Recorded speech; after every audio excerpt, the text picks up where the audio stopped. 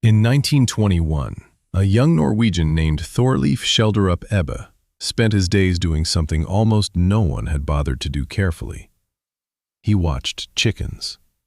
Not to feed them or count eggs, to map, bird by bird, exactly who was allowed to peck whom. And he found a structure so precise it reads like a law. In a flock of hens, every bird knows her place to the individual. Hen A can peck hen B, and B takes it and moves aside. B can peck C, C can peck D, all the way down to the last bird, the one at the bottom, who can peck no one and is pecked by everyone. He called it, in German, the Hackordnung. We translated it into two words you have used your whole life without knowing they came from a chicken yard: the pecking order. Now, here is the part that gets left out of the phrase. Watch the flock long enough, and you notice the cruelty is not evenly spread, and it does not fall the way you would guess. The top hen, secure, mostly ignores the bottom. The bird that goes after the bottom hen hardest, that pecks her raw, that will not let her near the food, that seems to need her to stay down, is very often the hen ranked just one step above her. The second to last, the one with almost nothing and everything to lose. Sit with that. In the most basic hierarchy in nature, the worst violence does not come from the top. It comes from the rank that is barely holding on. So here's the question this episode answers. When a system keeps some group of people permanently at the bottom, a caste, a class, a race, an underclass, who is actually doing the holding down? We picture the king, the tyrant, the boss at the top. But what if the thing that really keeps the bottom at the bottom is not the top at all? What if it is the people just one rung up, doing the pecking themselves? If you have ever watched the person who was almost the lowest in a group turn around and savage the one person below them, the new hire, the newcomer, the one who had it even worse, you have already seen this. You just were not told a hen in a yard is running the same program, and that it is the whole reason the order never breaks. I want you to keep that bottom hen in your eye, the one being pecked by the rank just above her, because you are going to watch the exact same thing happen to a human being. Specifically, in the modern half of this story, to an 11-year-old girl who is going to be walked out of her own school by 2 policemen while the people who arranged it stand and watch. Hold the hen next to the child. They are the same picture. Now, Sparta, the 5th century before the Common Era, the most rigid human pecking order the ancient world ever built. Sparta's famous soldiers did not farm. They could not. Farming was beneath a Spartan and forbidden to him. Everything they ate was grown by a population of state-owned serfs called helots, who outnumbered their masters by something like 7 to 1. The whole Spartan miracle, the discipline, the training, the legend, sat on top of a permanent underclass that did all the work and was allowed none of the freedom. And a system like that has a constant gnawing fear that the bottom, being so much larger, will one day stand up. So Sparta did something that tells you exactly how a rigid order stays rigid. Every year, the Spartan state formally declared war on its own helots. Not a metaphor, a declaration of war renewed annually so that killing a helot was never murder. It was an act of the state, legal by definition. And they sent out the young men. There was an institution called the Krypteia, the hidden thing, in which promising young Spartans were released into the countryside at night, armed with daggers, to watch the helots and kill any who seemed too strong, too capable, too likely to lead. The best of the bottom were culled in the dark, one at a time, by teenagers earning their place. The hen pecks the bird just below her so it never rises.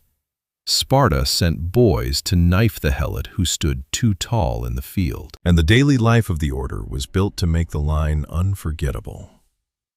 The Spartans, the sources say, would force helots to drink strong, unmixed wine until they were staggering, and then bring them into the mess halls to perform in front of the young, a living lesson in what the bottom looked like, so that no Spartan boy would ever want to fall there.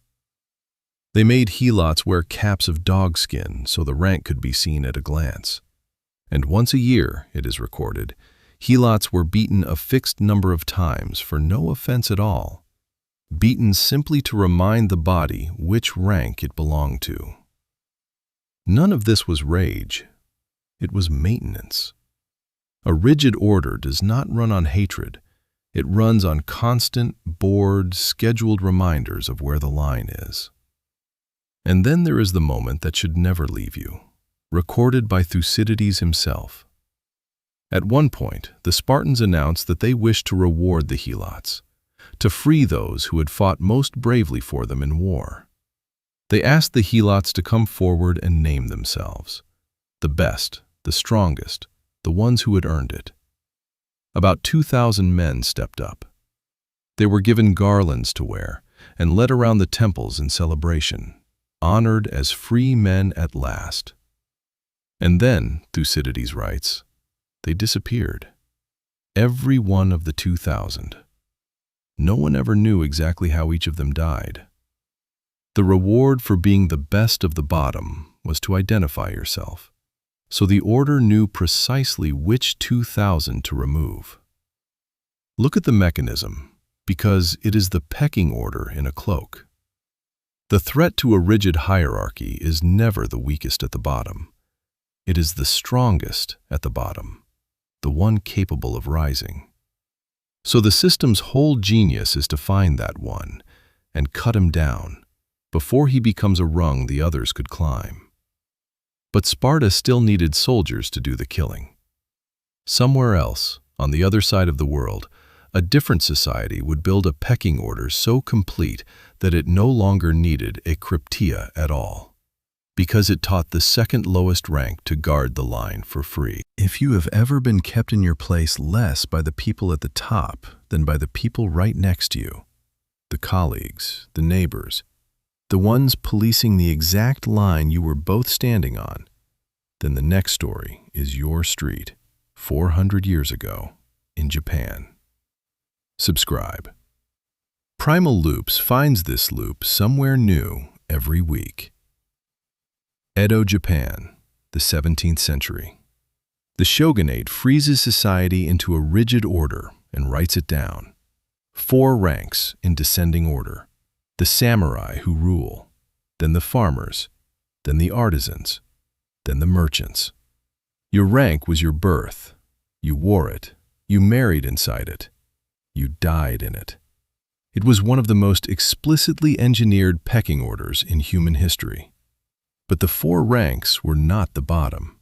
Below all of them, outside the system entirely, were 2 groups the order treated as less than people.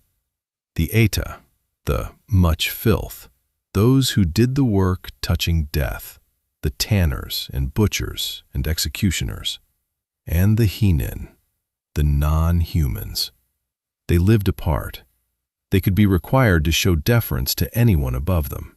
Their lives, in the eyes of the law, were worth a fraction of a commoner's.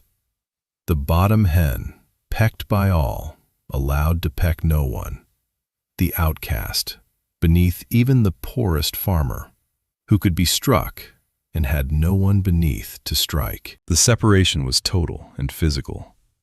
The Eta lived in their own hamlets, drew water from their own wells, buried their dead in their own ground, and in some places were counted in the records not as people, but with a separate unit, as though they were livestock. An Eta who touched a commoner could be told he had polluted him. The rules were not enforced from the castle at the top of the province. They were enforced foot by foot, day by day, by the ordinary people who lived just above the line, because the line was the one piece of status a poor farmer owned outright, and it was worth more to him the poorer he was. When Japan formally abolished the outcast ranks in the 1870s, the discrimination did not end.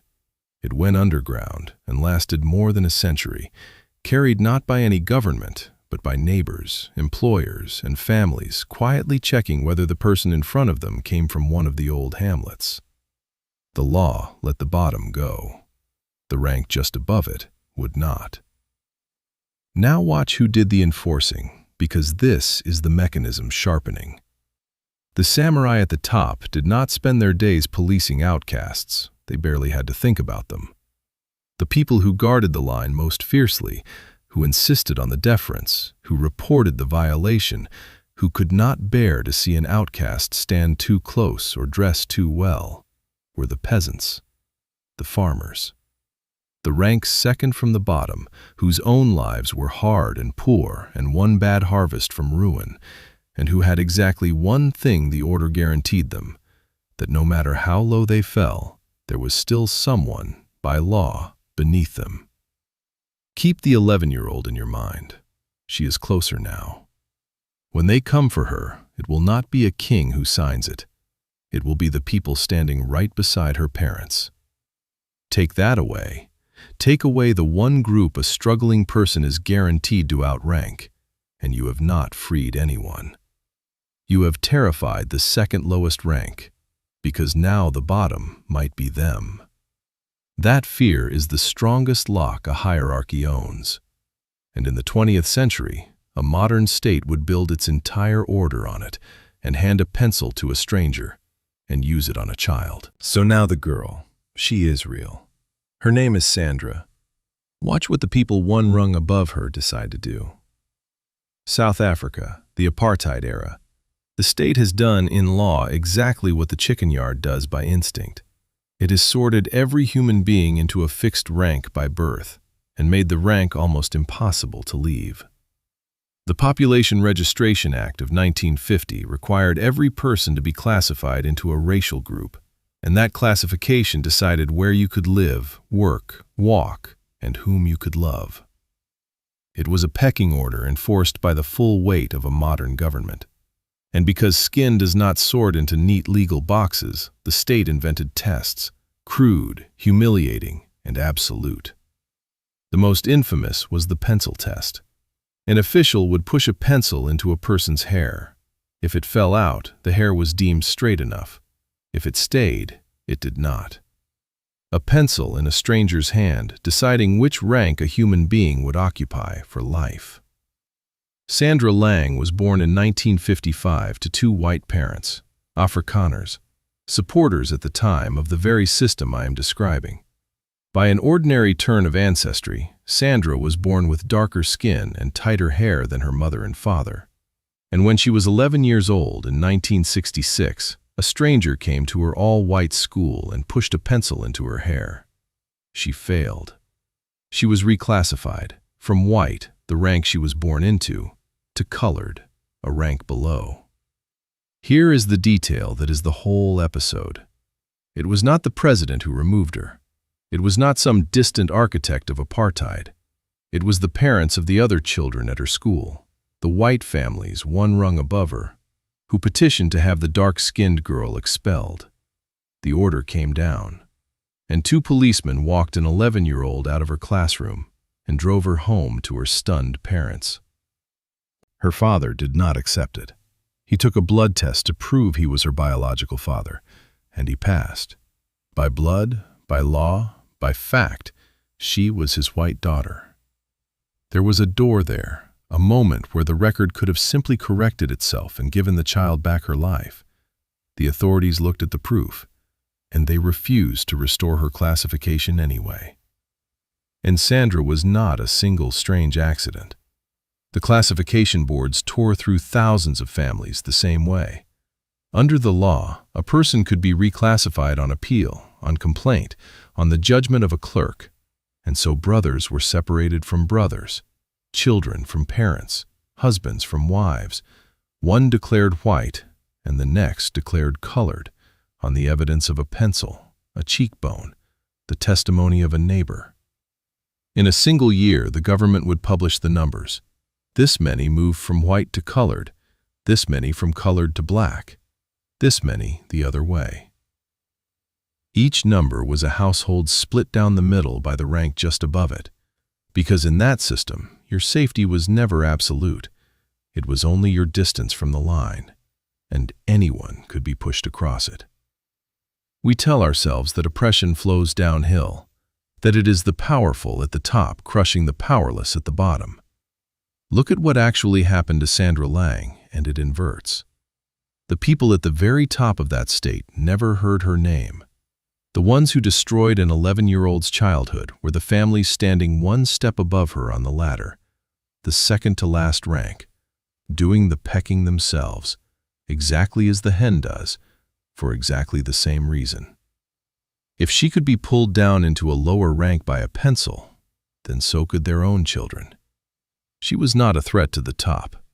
She was a threat to the people barely above her, living proof that the line they clung to could move. The Spartan boys knifing the strongest helot, the Edo farmer guarding the outcast line, the schoolyard parents signing a petition against a child. None of them were the king. All of them were the rank just above the bottom, doing the order's work for it, for free. Go back to Schjelderup-Ebbe's chickens, and to the second-to-last hen, because there is something the phrase pecking order hid from us for 100 years. We assume a hierarchy is a thing the top imposes, but the young Norwegian noticed the opposite. Remove the top hen from the flock, and the order does not collapse. It barely flickers. The birds below simply reform the line and carry on. The order does not live in the top bird. It lives in every bird's willingness to peck the one below and accept the peck from the one above. It is not imposed. It is performed, continuously, by everyone in it, and most fiercely, always, by the ones near the bottom, because they are the ones for whom the line below is the only thing they have. That is the loop. The 2,000 helots in their garlands, the farmer who could not bear the outcast's shadow, 2 policemen walking a child to a car while her neighbors watched. None of it needed a tyrant at the top pulling strings. A rigid order does not stay rigid because the powerful hold it down. It stays rigid because the people one step from the bottom hold the line themselves, pecking downward with everything they have, terrified of the fall, guarding a floor that is the only thing keeping them off it. The hen at the top is not the one who keeps the bottom hen down. It is the hen who is almost the bottom herself.